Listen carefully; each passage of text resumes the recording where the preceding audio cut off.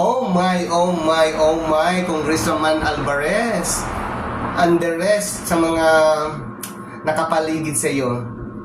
Hindi mo na yan kailangan idikta pa sa mga sundalo at saka hindi ikaw ang may hawak ng mga sundalo. Sino ka ba na para mag-command na mag-pull out na sila sa administrasyon ng PBBM?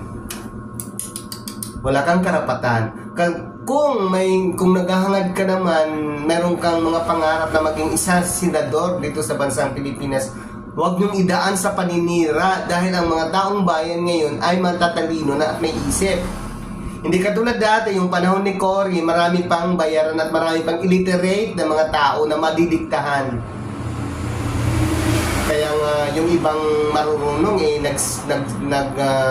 nagsisi kung bakit sila sumama doon sa EDSA Revolution daw.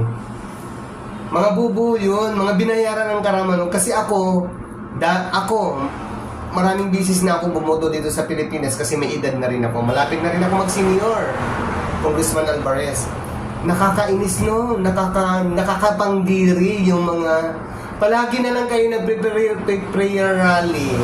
Oh, imbis na maganda yung kalagayan mo, maganda yung status mo, maganda yung background mo as a congressman, malay mo sa susunod, landslide ang boto ng mga tao sa'yo kung kumandidato ka pagka-senator. Pero ang ginagawa nyo dyan ngayon na halos nyo ipagdasal si PBBM na mawala na sa piesto, ginagawa nyo naman yon.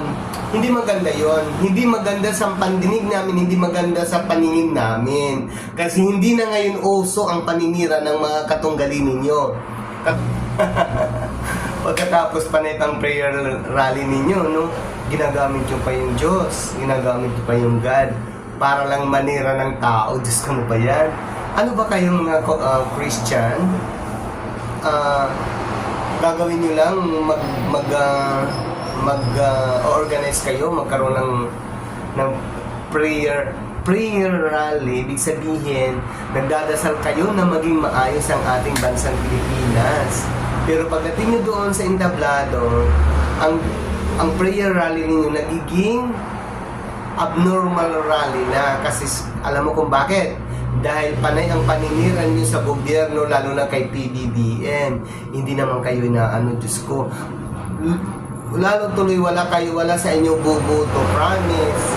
Wala sa inyo bubuto. Kung sino man ang mga kasamahan ninyo na naghahangad na maging isang senador o opisyal ng gobyerno, wala na sa inyong mabubuto. Kasi alam nyo ba, hindi kami natutuwa sa ginagawa ninyo dyan sa mga prayer rally na yan. Ginagamit nyo pa yung Diyos, ginagamit nyo pa yung siguro, walang mga madre na sumasama na sa inyo. Kasi nangyari lang yung one time lang noon kay Curicong. Dahil ang akala nila na maganda ang kalalabasan, naging abnormal tuloy yung kalagayan ng ating bansang Pilipinas noon.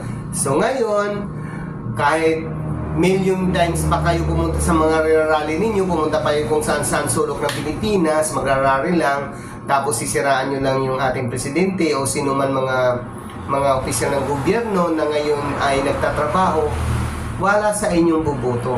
May bubuto na lang sa inyo, siguro walang mga utak yon. Oo. Sino bang bubuto sa inyo na ang pinupunta nyo dyan sa entablado ay paninira sa mga kapwa opisyal ng gobyerno, lalo na ang presidente sisiraan. Lalo na ngayon ginawa mo, Alvarez, na gusto mong i-pull out ang mga military, susunod sa inyong command. Naku, wala yan kasi ang mga uniform personnel ngayon, hindi na yan nadidiktan, hindi katulad dati. Kaya panahon nila Unasan at saka ni Trillanes. Ngayon wala na mangyayari noon. Kahit sino pang at wala kang karapatan na i-pull out ang mga military from the government of Marcos administration. So sorry Alvarez, wala sa iyong buboto. Kung magkasenador ka dito sa banda at sa amin, hindi ka namin ibuboto. Yun lang po. Kaya ngayon, ang paglalagyan mo ay maganda. Kasi hindi papayag ang Kongreso na hindi ka ipatawag at kasuhan ng sedition. Kasi yun ang ginawa mo. Diba? Yun. Kasi wala kang karapatan mag-command ng mga military. Oo. So, bahala na. Tingnan na lang natin kung saan ka uupo o kung saan ka ilalagay. Yung kasi ginawa mo yun, maghintay ka.